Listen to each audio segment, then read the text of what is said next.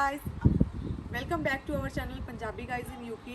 आज की इस वीडियो के अंदर हम डिस्कस करने वाले हैं कि जो विजिटर वीज़ा की एप्लीकेशन है, जैसे कि मैंने अपनी फैमिली को यहाँ पे इनवाइट करा है, तो बहुत सारे मेरे फ्रेंड्स हैं जो मेरे लिंक वाले हैं, तो वो मुझे कॉल करके काफ़ी सारे लोगों ने ये क्वेश्चन रेज़ किया कि ये एप्लीकेशन कैसे करनी है, उसके लिए क्या फ़ंड रिक्वायरमेंट्स हैं, क्या अकाउंट डिटेल्स चाहिए, कैसी कैसी डिटेल्स, कैसे कैसे डॉक्यूमेंट्स आपको अपलोड करने पड़ेंगे, कौन कौन सी सारी रिक्वायरमेंट्स हैं। तो उन सब चीज़ों के लिए मैंने सोचा कि क्यों ना मैं एक वीडियो बनाऊं। जो भी लोग विजिटर वीज़ा की एप्लीकेशन यूके के लिए करना चाहते हैं, जो भी लोग इंटरेस्टेड हैं, उनके लिए ये वीडियो है। तो प्लीज़ इस वीडियो को स्टार्ट से लेके एंड तक देखिएगा, ताकि आप कोई भी पॉइंट ऐसा मिस ना कर दो जो विजिटर वीज़ा की एप्लीकेशन के लिए ज़रूरी हो। तो गाइज़, इस वीडियो के अंदर हम डिस्कस करने वाले हैं कि इस वीज़ा के लिए आपको कौन सी डॉक्यूमेंट चाहिए, कितने आपको फंड्स चाहिए, क्या एक्सपीरियंस आपका रहेगा यहाँ पर आके, और कैसे आपको वीज़ा अपॉइंटमेंट सेंटर पे जाके क्या क्या आपको स्टेप्स करने हैं,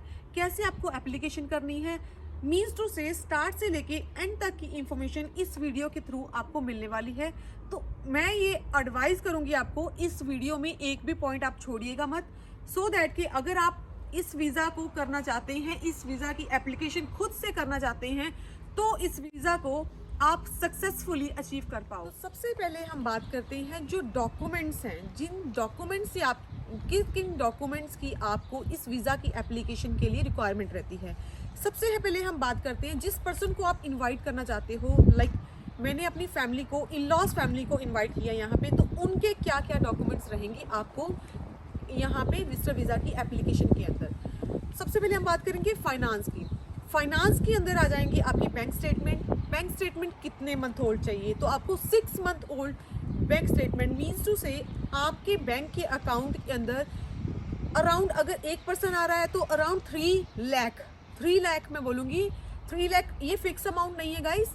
3 लाख के अकॉर्डिंग आपके उस बैंक अकाउंट के अंदर फंड्स होने चाहिए एक पर्सन के अकॉर्डिंग। अगर 2 पर्सन है, 6 लाख कम से कम उस बैंक के अंदर होने चाहिए, और 6 मंथ से उसके अंदर ट्रांजैक्शंस रहनी चाहिए। ऐसे नहीं है कि वो आपने एक बार अमाउंट उसके अंदर डाल दी और उसको फ्रीज करके रख लिया।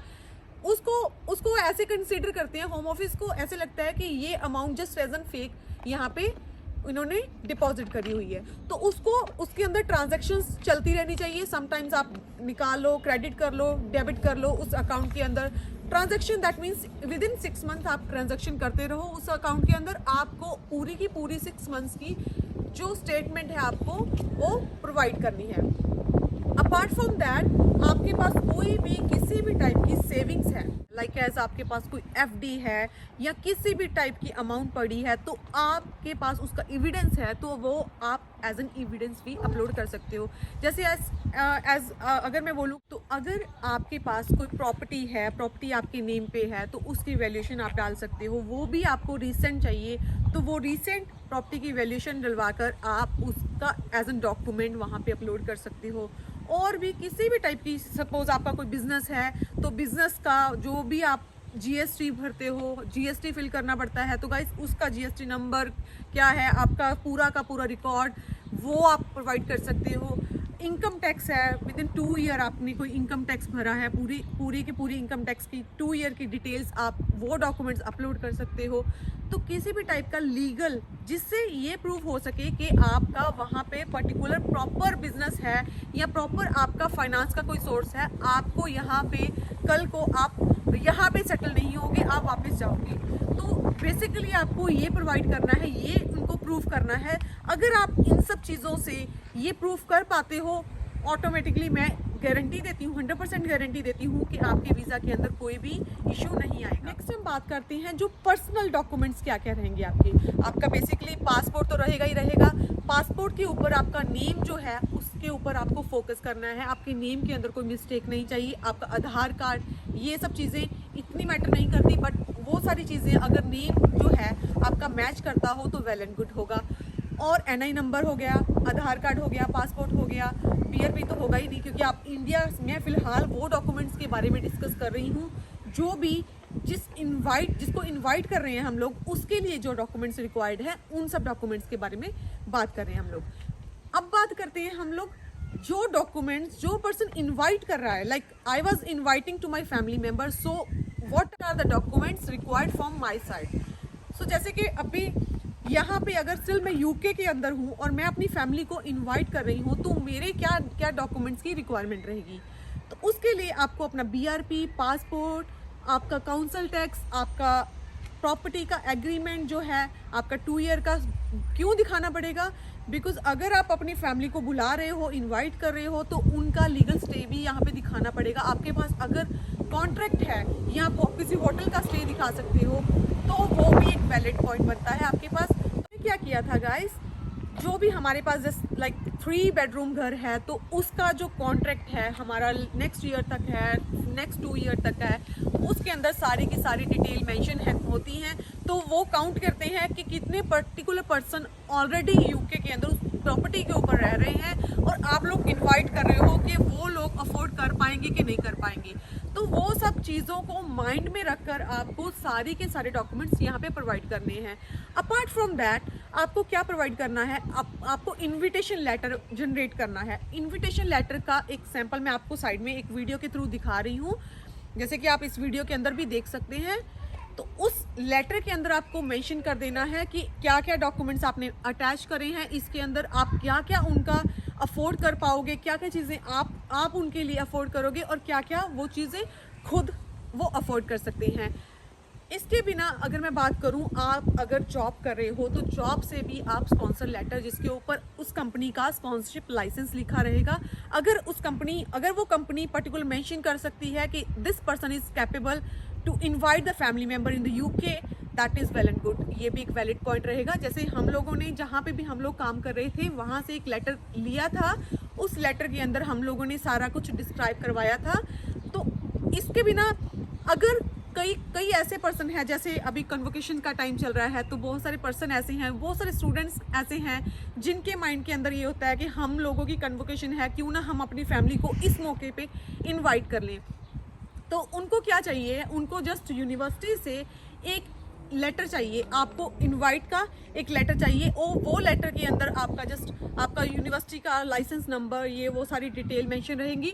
तो वो लेटर भी आपको अटैच कर देना है, सेम एज अदर डॉक्यूमेंट्स, और ये एक्स्ट्रा डॉक्यूमेंट आपको अटैच कर देना है। अपार्ट फ्रॉम दैट अपना बीआरपी, पासपोर्ट, सेम थिंग, सारे के सारे डॉक्यूमेंट, एनआई नंबर, एनएचएस का सारे डॉक्यूमेंट जो भी यूके के अंदर आपके पास अवेलेबल हैं। काउंसिल टैक्स अगर आप बिल पे कर रहे हो, अगर आपने प्रॉपर्टी शो करी है तो आप काउंसिल टैक्स का बिल पे कर रहे हो, तो वो भी आप शो करोगे। अपने खुद के अकाउंट की जो डिटेल है, स्टेटमेंट है, वो भी 1-2 मंथ की अगर लगाओगे, आपके अकाउंट के अंदर कुछ बैलेंस दिखाओगे, तो उस सब चीज़ों का वो वैलिड पॉइंट गिना जाता है। क्यों? बिकॉज उनको ये शो हो जाता है कि वो इन सब चीज़ों को कैलकुलेशन करते हैं कि इनका मंथली एक्सपेंसेस खुद के कितने हैं। लाइक अगर हम लोग इनवाइट कर रहे हैं अपनी फैमिली को, तो हमारे खुद के एक्सपेंसेस जो हैं मंथली कितने हैं। देन अगर हमारे पास कुछ बैलेंस है, हम अपनी किसी को इनवाइट कर रहे हैं और उनको अफोर्ड कर सकते हैं, तो उन सब कैलकुलेशंस के बेसिस पे ही होम ऑफिस ये डिसाइड करता है कि इस पर्सन का वीज़ा जो है सक्सेसफुली अप्रूव करना चाहिए कि नहीं करना चाहिए। तो मैं एडवाइस करूंगी, जो भी मैंने डॉक्यूमेंट्स इसके अंदर मेंशन करे हैं, प्लीज़ ध्यान से एक एक डॉक्यूमेंट्स को ध्यान से देखें। अगर आपको थोड़ा सा भी कोई भी डाउट है तो इस वीडियो के ऊपर कमेंट करें, मुझे पूछें, आई विल आंसर यू कि ये डॉक्यूमेंट चाहिए कि नहीं चाहिए। और इसकी बजाय अगर आप कोई ऑल्टरनेटिवली कोई और डॉक्यूमेंट लगाना चाहते हो, तो किस टाइप का आप डॉक्यूमेंट उसके ऊपर लगा सकते हो। तो गाइज अब हम बात करते हैं इस वीज़ा के लिए प्रोसेसिंग टाइम क्या होता है। प्रोसेसिंग टाइम डिपेंड करता है कि आपने कौन सा वीज़ा अप्लाई किया है, इमरजेंसी सर्विसेज अप्लाई करी हैं कि कौन सी सर्विसेज आपने चूज़ करी हैं। बट फिलहाल के लिए इमरजेंसी सर्विसेज सारी की सारी बंद थी, तो हमने अगर कोई भी आप सर्विस लोगे तो भी मिनिमम से मिनिमम जो भी विजिटर वीज़ा की एप्लीकेशन आप करोगे, उसके लिए 1 मंथ, अराउंड 1 मंथ वो लेंगे ही लेंगे। तो प्लीज़ अगर आप अप्लाई करना चाहते हैं अपने पेरेंट्स के लिए या अपनी फैमिली के लिए, अपनी विलिंग है उनको इनवाइट करने के लिए यूके के अंदर, आपको नेक्स्ट मंथ उनको बुलाना है, तो आप अपना माइंड, अपना जो प्लान है उस अकॉर्डिंग करें, बिकॉज सर्विसेज जो हैं स्टॉप हैं। नेक्स्ट हम बात करते हैं ट्रैकिंग। समटाइम हमारे माइंड में होता है, अगर हमने वीज़ा एप्लीकेशन सेंटर के अंदर वहाँ पे बायोमेट्रिक अटेंड कर लिया, वहाँ पे हम बायोमेट्रिक अटेंड कर कर आए हैं, तो उस जो पासपोर्ट को हम ट्रैक कर पाएँ, हमारे माइंड के अंदर होता है कि ये ट्रैकिंग पॉसिबल है या नहीं है, बिकॉज वहाँ पे जो रिसीट मिलती है, रिसीट के ऊपर ट्रैकिंग नंबर हम लोगों के माइंड के अंदर होता है, जो कि रिसीट के ऊपर जो ट्रैकिंग नंबर लिखा होता रहता है वो एप्लीकेशन का जो GWF नंबर है वो ही होता है। इसकी जो ट्रैकिंग है बेसिकली अगर मैं आपको बताऊं, तब तक कोई भी जो ट्रैकिंग है पॉसिबल नहीं रहती जब तक उसके ऊपर कोई भी डिसीजन होम ऑफिस की तरफ से, यूके होम ऑफिस की तरफ से नहीं लग जाता। लाइक वीज़ा एप्लीकेशन सेंटर की से आगे प्रोसीड हो जाता है, वो पासपोर्ट आगे फर्दर फॉरवर्ड हो जाता है, देन जब तक वो वापस नहीं आ जाता तब तक उसकी ट्रैकिंग पॉसिबल नहीं है। अगर आप किसी भी, बहुत सारी ऐसी वीडियोस हम लोगों ने सर्च करी थी, मे बी उसकी ट्रैकिंग पॉसिबल हो, बहुत सारे वेज ऐसे दिए हुए थे लोगों ने कि इस वे से आप ट्रैक कर सकते हो, इस वे से ट्रैक कर सकते हो, but no, this was not possible to track. जब उसका डिसीजन आ चुका उसके बाद उसकी ट्रैकिंग पॉसिबल हो सकती है। तो अभी हम बात करेंगे कि वीज़ा एप्लीकेशन सेंटर के अंदर जाकर आपको किस किस टाइप की क्या क्या चीज़ें करनी होती हैं। बेसिकली हम बोलते हैं कि उसके अंदर जाकर जस्ट हम लोगों को जो एजेंट के थ्रू या सॉलिसिटर के थ्रू हम लोग एप्लीकेशंस करवाते हैं, तो हम लोगों को सारे के सारे डॉक्यूमेंट्स वहाँ पे स्कैन करवाने पड़ते हैं। बट हमारे केस में हम लोगों ने ऑलमोस्ट जो एप्लीकेशंस थी, ऑलमोस्ट जो डॉक्यूमेंट्स थे, हम लोगों ने ऑनलाइन ही अपलोड कर दिए थे। तो वहाँ पे आपके पेरेंट्स या जिसको भी आप इन्वाइट कर रहे हो तो उनके लिए कोई भी डिफ़िकल्टी नहीं रहती। तो सारे के सारे डॉक्यूमेंट्स ऑलमोस्ट डन थे। तो वहाँ पे जाके उनके लिए सिर्फ 2 ही टास्क थे, एक फिंगरप्रिंट और एक just a pic, a photograph.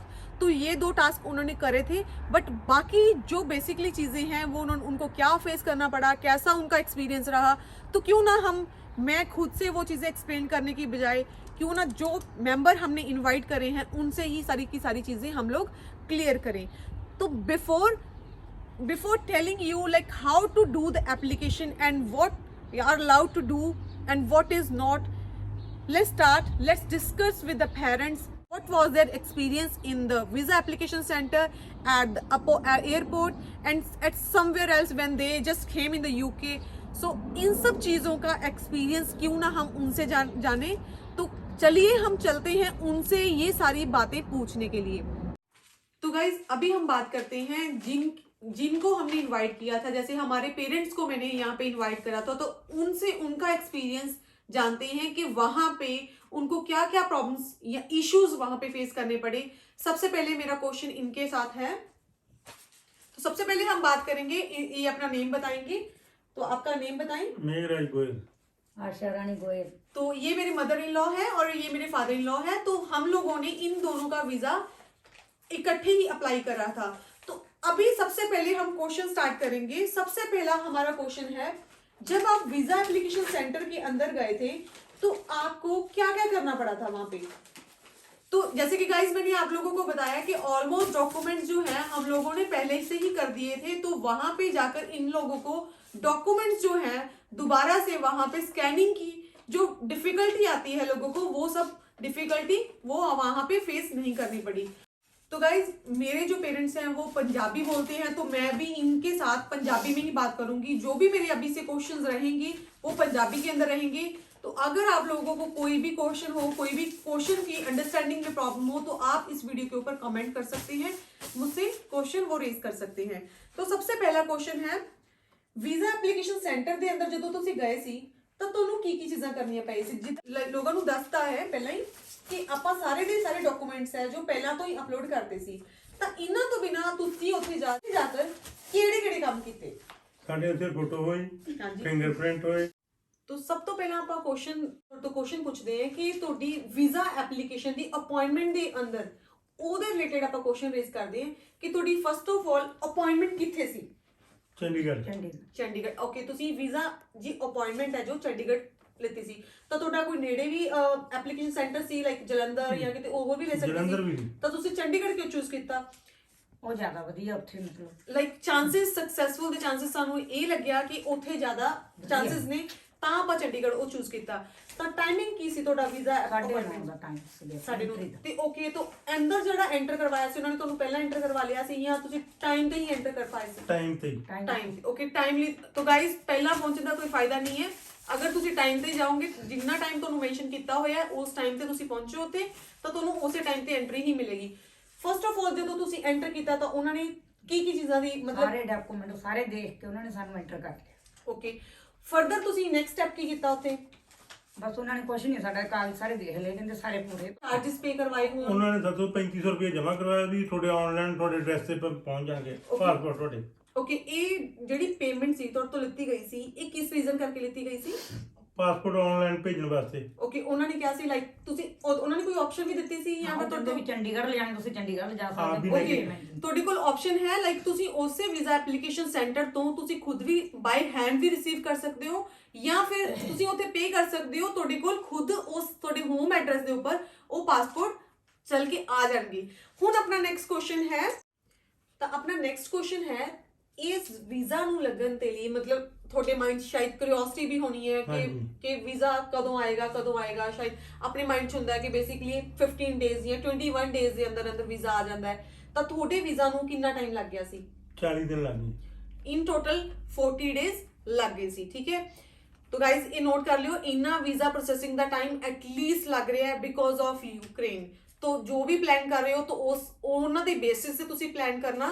जब भी तुसी जदों भी तुसी अप्लाई करना है, जदों भी किसी लिए विजिटर वीजा की एप्लीकेशन है, अगर थोड़ी लॉन्ग टर्म कोई प्लान्स है तो इन्ना वीजा प्रोसेसिंग टाइम इंक्लूड करके देन ही तुसी एप्लीकेशन रेज करियो।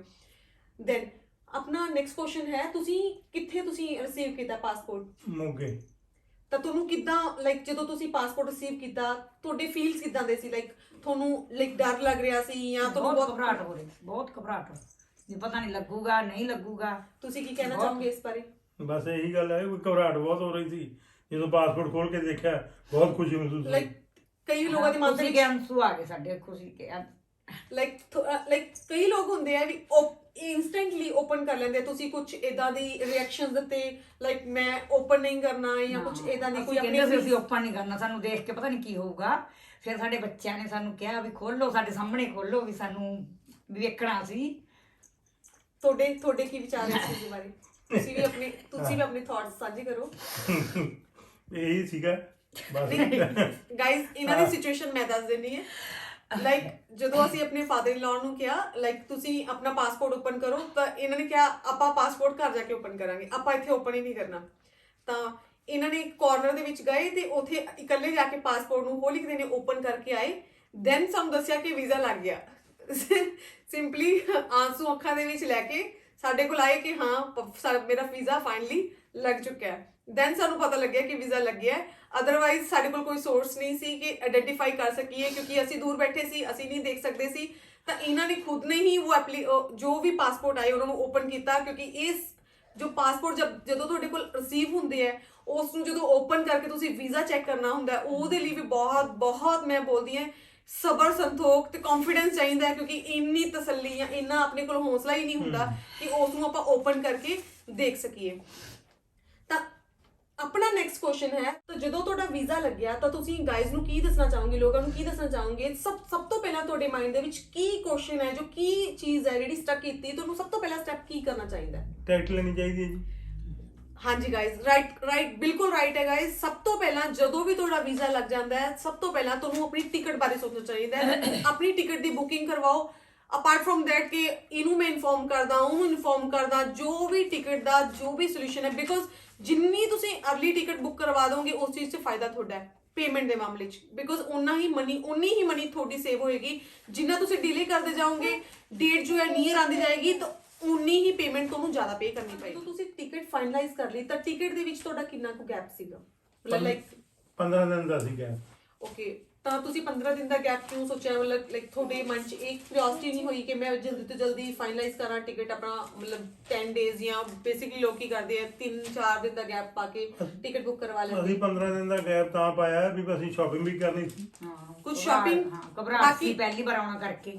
ਹਾਂ ਗਾਇਸ, ਕਈ ਵਾਰ ਲੋਕਾਂ ਦੇ ਵਿੱਚ ਕੌਨਫੀਡੈਂਸ ਨਹੀਂ ਹੁੰਦਾ, ਲਾਈਕ ਆਪਾਂ ਨੂੰ ਥੋੜਾ ਜਿਹਾ ਗੈਪ ਪਾ ਲੈਣਾ ਚਾਹੀਦਾ ਹੈ ਤਾਂ ਕਿ ਪ੍ਰੋਪਰ ਆਪਣੀ ਸ਼ਾਪਿੰਗ ਵੀ ਹੋ ਸਕੇ। ਸ਼ਾਪਿੰਗ ਦੇ ਵਿੱਚ ਤੁਸੀਂ ਕੀ ਚੀਜ਼ਾਂ ਪਰਚੇਸ ਕਰਨਾ ਦੇ ਸੁਜੈਸ਼ਨ ਦਵੋਗੇ ਲੋਕਾਂ ਨੂੰ, ਮਤਲਬ ਲਾਈਕ ਯੂਕੇ ਦੇ ਅੰਦਰ ਤੁਸੀਂ ਅਗਰ ਆਣਾ ਹੈ ਤਾਂ ਕੀ ਚੀਜ਼ਾਂ ਬੇਸਿਕਲੀ ਐਡਵਾਈਸ ਘਰ ਕਰੋਗੇ? ਦੇ ਵਿੱਚ ਵਰਤਣ ਵਾਲੀਆਂ ਚੀਜ਼ਾਂ, ਮਤਲਬ ਮੈਡੀਸਨ, ਕੱਪੜੇ। ਓਕੇ, ਤਾਂ ਇਹਨਾਂ ਚੀਜ਼ਾਂ ਦੇ ਲਈ ਕੋਈ ਵੀ ਤੁਹਾਨੂੰ ਉੱਥੇ ਇਸ਼ੂਜ਼ ਨਹੀਂ ਆਏ, ਮਤਲਬ ਕਿ ਉੱਥੇ 에어ਪੋਰਟ ਤੇ ਕੋਈ ਵੀ ਇਦਾਂ ਦੀ ਕੋਈ ਕੋਈ ਪ੍ਰੋਬਲਮ ਨਹੀਂ ਅੱਜ ਤੱਕ ਸਾਨੂੰ ਪ੍ਰੋਬਲਮ ਇੱਕ ਆਈ ਪ੍ਰੋਬਲਮ ਬੈਟਰੀ ਵਾਲੀ ਸੈੱਲ। ਬੱਚੇ ਦੇ ਖਿਡੌਣੇ ਵਾਲੇ ਸੈੱਲ, ਮਤਲਬ ਖਿਡੌਣੇ ਦੇ ਵਿੱਚ ਸੈੱਲ ਨਹੀਂ ਹੋਣੇ ਚਾਹੀਦੇ। ਇਹ ਟੈਚੀਆਂ ਵਿੱਚ ਮਤਲਬ ਓਕੇ, ਜੋ ਮੇਨ ਜੋ ਲਗੇਜ ਹੈ ਜੋ ਤੁਸੀਂ ਉੱਥੇ ਸਬਮਿਟ ਕਰਵਾ ਦੇਣੇ ਹੁੰਦੇ ਹੈ, ਜੋ ਲਗੇਜ ਮੇਨ ਸੂਟਕੇਸ ਜੋ ਹੁੰਦੇ ਆ ਵੱਡੇ, ਉਹਨਾਂ ਦੇ ਵਿੱਚ ਤੁਸੀਂ ਇਲੈਕਟ੍ਰੋਨਿਕ ਆਈਟਮਸ ਜੋ ਹੈ, ਸੈਲਸ ਹੈ, ਜੋ ਵੀ ਬੈਟਰੀ ਵਾਲੀ ਚੀਜ਼ਾਂ ਉਹ ਸਾਰੀਆਂ ਅਵੋਇਡ ਕਰਨੀ, ਲਾਈਕ ਪੈਕਿੰਗ। ਤੁਸੀਂ ਇਹੀ ਕਹਿਣਾ ਚਾਹੁੰਦੇ ਹੋ? ਸਾਡੇ ਸੀ ਖਿਡੌਣਾ ਵਿੱਚ ਅਸੀਂ ਖੋਲ ਕੇ ਟੈਚੀ ਕੱਢੇ ਫਿਰ ਬਾਹਰ ਉਹਨਾਂ ਨੂੰ। ਓਕੇ, ਤਾਂ ਗਾਇਜ਼ ਇਹ ਚੀਜ਼ ਤੁਸੀਂ ਧਿਆਨ ਰੱਖਣੀ ਹੈ। ਅਗਰ ਤੁਸੀਂ ਕੋਈ ਵੀ ਇਦਾਂ ਦੀ ਬੈਟਰੀ ਵਾਲੀ ਚੀਜ਼ ਜੋ ਹੈ ਮੇਨ ਲਗੇਜ ਦੇ ਵਿੱਚ ਜੋ ਤੁਸੀਂ ਉੱਥੇ ਸਬਮਿਟ ਕਰ ਦੇਣੀ ਹੈ, ਉਹਦੇ ਵਿੱਚ ਤੁਸੀਂ ਪੈਕ ਕਰਤੀ ਤਾਂ ਤੁਹਾਨੂੰ ਉੱਥੇ ਓਪਨ ਕਰਨੇ ਪਏਗੇ, ਉੱਥੇ ਸਾਰੇ ਸੂਟਕੇਸ ਓਪਨ ਕਰਨੇ ਪੈਣਗੇ ਤੇ ਉਹਨਾਂ ਨੂੰ ਨਿਕਾਲ ਕੇ ਦੈਨ ਹੀ ਤੁਸੀਂ ਅੱਗੇ ਮੂਵ ਕਰ ਸਕਦੇ ਹੋ। ਤਾਂ ਅਗਰ ਤੁਸੀਂ ਇਹ ਚੀਜ਼ਾਂ ਲੈ ਕੇ ਜਾਣਾ ਚਾਹੁੰਦੇ ਹੋ ਤਾਂ ਤੁਸੀਂ ਆਪਣੀ ਹੈਂਡ ਲਗੇਜ ਦੇ ਵਿੱਚ ਲੈ ਕੇ ਜਾ ਸਕਦੇ ਹੋ, ਉੱਥੇ ਤਾਂ ਅਲਾਉਡ ਹੈ। ਅਸੀਂ ਤਾਂ ਸੁੱਟ ਤੇ ਅਸੀਂ ਮੰਨ ਲਓ ਡਸਟਬਿਨ 'ਚ। ਇਹਨਾਂ ਨੇ ਉੱਥੇ ਓਪਨ ਕੀਤੇ ਤੇ ਉਹਨਾਂ ਨੂੰ ਇਹਨਾਂ ਨੇ ਉੱਥੇ ਥਰੋ ਕਰਤੇ, ਬਿਕੋਜ਼ ਇਹਨਾਂ ਨੂੰ ਇਹ ਸੀ ਫਰਦਰ ਕੋਈ ਡਿਫਿਕਲਟੀ ਆਏ ਇਹਦੇ ਦੀ ਬਜਾਏ ਉੱਥੇ ਹੀ ਅਸੀਂ ਇਹਨਾਂ ਨੂੰ ਡਿਸਪੋਜ਼ ਕਰ ਦਈਏ।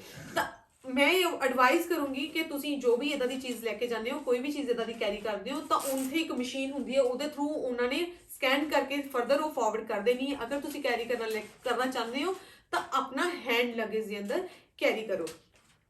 ਤਾਂ ਓਕੇ, ਤਾਂ ਬੇਸਿਕਲੀ ਤੁਸੀਂ 에어ਪੋਰਟ ਦੇ ਉੱਪਰ ਤੁਹਾਨੂੰ ਕੋਈ ਵੀ ਲਾਈਕ ਤੁਹਾਡਾ ਫਰਸਟ ਐਕਸਪੀਰੀਅੰਸ ਸੀ, ਤੁਹਾਡੇ ਮਾਈਂਡ 'ਚ ਬਹੁਤ ਸਾਰਾ ਡਰ ਸੀ, ਤਾਂ ਤੁਹਾਨੂੰ ਕੋਈ ਕਿਸੇ ਟਾਈਪ ਦੀ ਕੋਈ ਲੱਗੀ ਮਤਲਬ ਕਿ ਇਸ਼ੂਜ਼ ਆਇਆ? ਕੋਈ ਪ੍ਰੋਬਲਮ ਨਹੀਂ ਆਈ, ਕੋਈ ਪ੍ਰੋਬਲਮ ਨਹੀਂ।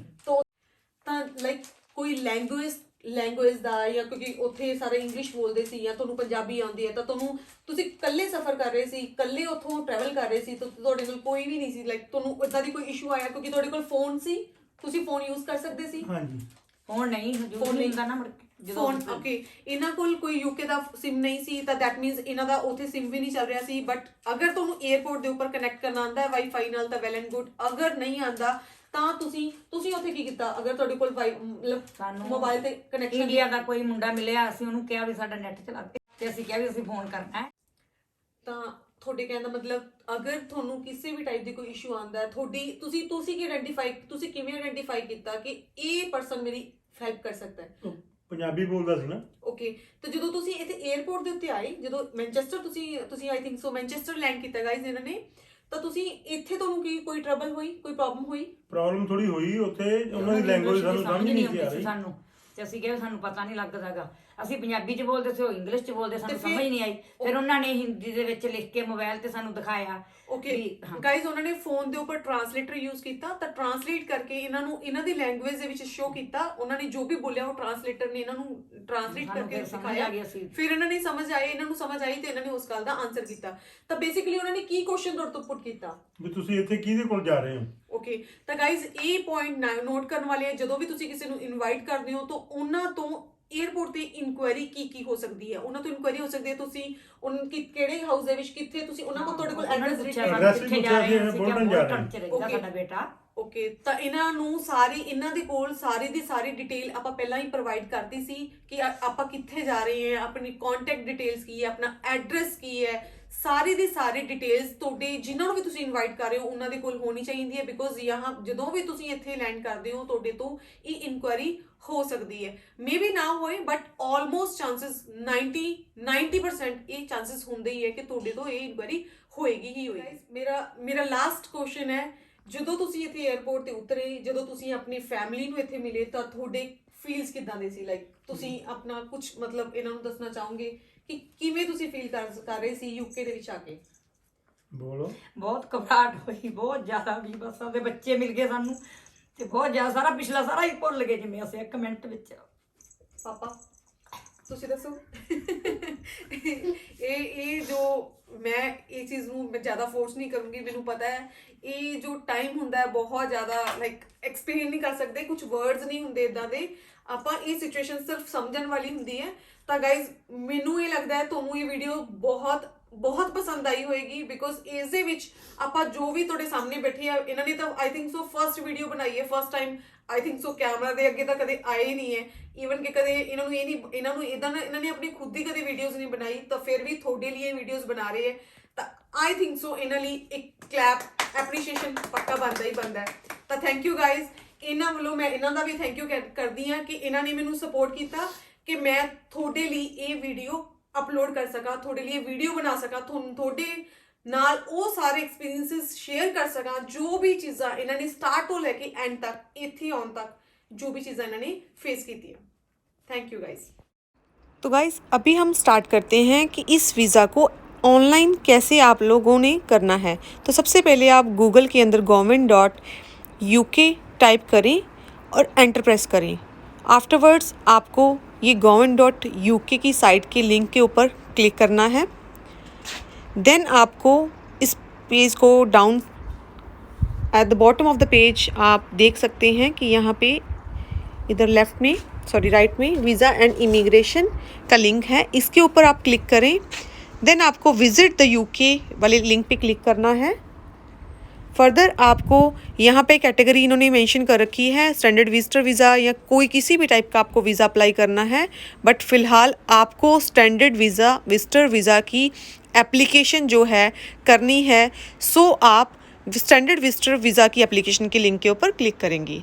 तो यहाँ पे हम लोग देख सकते हैं कि इसके अंदर पूरी की पूरी डिटेल जो है, किस किस पर्पज़ के लिए आप यहाँ पे आओगे, क्यों ये वीज़ा अप्लाई कर सकते हो, कितने ड्यूरेशन का रहेगा, कौन अप्लाई कर सकता है, क्या इसका ओवरव्यू रहेगा, क्या चीज़ आप कर सकते हो, क्या नहीं कर सकते हो।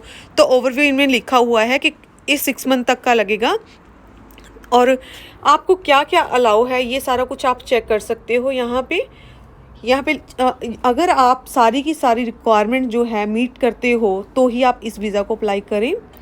तो इसके अंदर है क्या आप कर सकते हो, क्या नहीं कर सकते हो, टूरिज़्म या अपनी फैमिली को मिलने के लिए आ सकते हो 30 दिन या किसी भी टाइप की, ये सारी डिटेल यहाँ पे मेंशन करी हुई है। मेडिकल रीज़न या फिर सीनियर डॉक्टर्स जो नहीं कर सकते, कोई पेड अनपेड वर्क है, क्लेम पब्लिक फंड्स है, बेनिफिट्स है, वो यूज़ नहीं कर सकते, लॉन्ग टर्म तक यहाँ पे नहीं रह सकते, या मैरिज नहीं कर सकते, या रजिस्टर नहीं हो सकते सिविल पार्टनरशिप के लिए, तो ऐसा कोई भी चीज़ आप नहीं कर सकते। तो आपको सारी की सारी रिक्वायरमेंट्स जो हैं, एलिजिबिलिटी रिक्वायरमेंट्स है, वो चेक कर लेनी है। तो आपको ये सारी की सारी, जैसे कि इन्होंने मेंशन करा हुआ है कि आप उनको प्रोवाइड करोगे कि आप यूके को लीव करके जाओगे at the end of the visit, आपके पास अपनी जो फाइनेंशियल डॉक्यूमेंट्स है सपोर्ट करने के लिए होनी चाहिए। तो आप अपनी पे का अपनी जर्नी का रिटर्न कर पाओ, अपनी जो भी है सारी फाइनेंस की डिटेल आपके पास होनी चाहिए। तो तभी अगर आपको लगता है कि आपको ज़्यादा टाइम रुकना है, तो आप मोर देन 6 मंथ के लिए रुकना चाहते हो, तो आप लॉन्ग टर्म का वीज़ा भी अप्लाई कर सकते हो। तो 6 मंथ की वीज़ा की कॉस्ट अराउंड 100 है। तो मैक्सिमम से मैक्सिमम ये बोलते हैं कि 3 मंथ पहले आप अप्लाई करने की कोशिश करो, बट अगर थोड़ा मतलब आपका प्लान है 2 मंथ पहले का, तो आप अप्लाई करते हो देन भी इट्स ओके। तो सो बेसिकली इन सब चीज़ों के अंदर हम लोगों ने सारी की सारी डिटेल ब्रीफली मैंने बता दी है। हम बात करते हैं कि जब आप इसके ऊपर क्लिक करते हो, देन आपको ये सारी की सारी इंस्ट्रक्शंस रीड कर लेनी है, और सारी की सारी कॉस्ट यहाँ पे मेंशन करी हुई है कि 6 मंथ की कॉस्ट £100 है और 11 पाउंड है। आपको ये न्यू प्राइजेस इसके चेक कर लेने हैं, बिकॉज यहाँ पे 5-10 पाउंड का चेंजेस अभी आ चुके हैं। तो अप्लाई नाउ बटन पे फ़िलहाल तो हम लोग क्लिक करेंगे, और नेक्स्ट पेज पे आपको चूज़ करना है कि कौन सी लैंग्वेज के अंदर आपको ये एप्लीकेशन करनी है, इंग्लिश लैंग्वेज है या फिर कौन सी लैंग्वेज के अंदर आप एप्लीकेशन कर रहे हो। तो आफ्टरवर्ड्स आपको कंट्री सेलेक्ट करनी है जहाँ पे आपको बायोमेट्रिक चूज़ करना है, बायोमेट्रिक करना है। तो फ़िलहाल हम इंडिया चूज़ कर रहे हैं, because we are doing the application for the India. तो ये आपको दोबारा आएंगी और स्टार्ट नाउ वाली बटन पे क्लिक करेंगे, तो आपके पास वो पर्सनल, ये देखिए ये 5 कॉलम्स आप टैब्स ऊपर देख सकते हो, स्टार्ट एप्लीकेशन, डॉक्यूमेंट्स, डिक्लेरेशन, पे and further actions. So start के ऊपर क्लिक करेंगे, जिसके अंदर आपको एक ईमेल के थ्रू रजिस्टर करना पड़ेगा। ईमेल के अंदर आईडी, पासवर्ड, ये वो सब कुछ जनरेट हो जाता है, सो दैट आपकी एप्लीकेशन जो है 60 डेज़ तक वो एक्टिव रहती है। चाहिए अगर आप 6 मंथ से लेस देन की कोई भी एप्लीकेशन कर रहे हो तो आपको टीबी टेस्ट की रिक्वायरमेंट नहीं रहती। तो इस तरह से आपको ये सारी डिटेल फिल कर देनी है। तो चलिए गाइस, मुझे लगता है कि मैंने इस वीडियो के अंदर आपको फुल ऑन इंफॉर्मेशन प्रोवाइड करने की कोशिश करी है, बट अगर फिर भी कोई लैकिंग पॉइंट रह गया है तो मेरी तरफ से सॉरी। इस वीडियो पे ऊपर कमेंट करें जो भी आपके माइंड के अंदर क्वेश्चन है।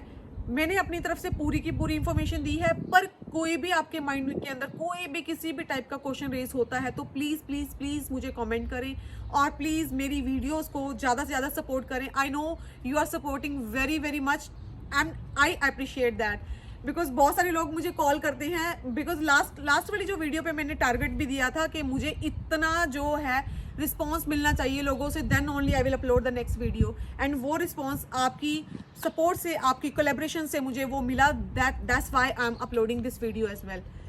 सो thank you very very much for watching this channel and I love you so much. Bye bye guys.